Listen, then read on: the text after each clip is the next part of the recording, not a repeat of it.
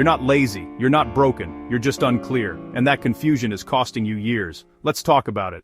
Most people wake up every day feeling tired, a deep, persistent exhaustion that a second cup of coffee just can't seem to fix. It's a familiar feeling, isn't it? That sense of dragging yourself through the day, moving from one task to the next without any real spark. We often assume this drain comes from working too hard, from pushing our limits. But more often than not, the real culprit is something else entirely. It's not the volume of work, but the vacuum of purpose. We're tired because we don't know what we're truly working toward. When your goals are blurry, your energy disappears. This is the space where procrastination thrives. You scroll, you delay, you find a dozen urgent but unimportant things to do. You tell yourself you'll start tomorrow or next Monday or after this one last video, and then at the end of the day, you blame yourself for being unproductive. But here's the truth nobody says out loud. Laziness is usually just confusion in disguise. It's a protective mechanism. That feeling of being stuck, of being unable to move forward, isn't a character flaw. It's a signal.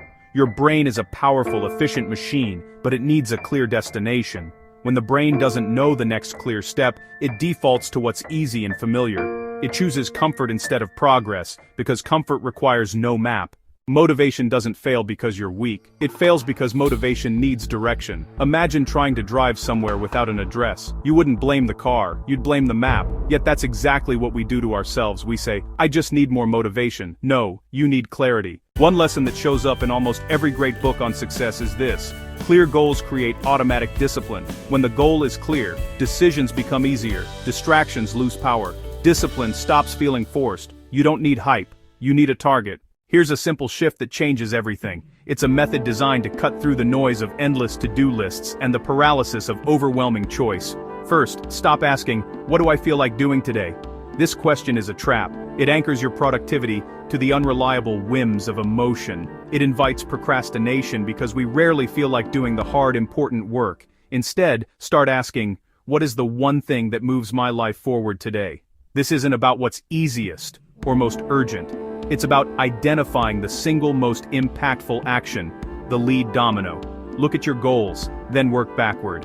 What single action, if completed today, will make everything else easier or even unnecessary?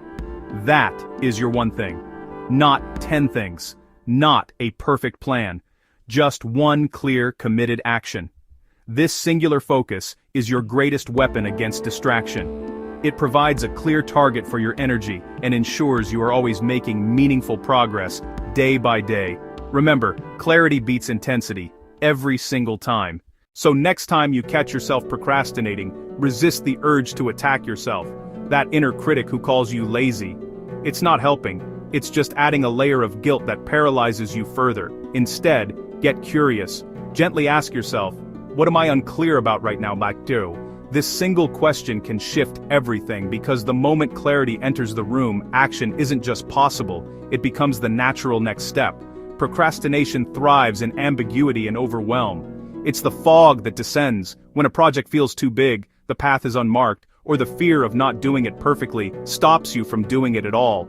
Clarity is the light that burns away that fog. You don't need to become a new person overnight. You don't need a lightning bolt of motivation. What you truly need is direction, a single, tangible, first step. So, clear the goal, not the entire mountain, just the first landmark. Then, simplify the next step until it feels almost too easy to be productive. Is it opening the document? Is it writing one sentence? Is it putting on your running shoes? Make it microscopic, and then move, even slowly. That first tiny action is a vote for the person you want to be. It breaks the inertia. It proves you can. That's how momentum is built. Not with a giant leap, but with one small, clear step taken again and again. This is Mindlines. Think deeper, move smarter,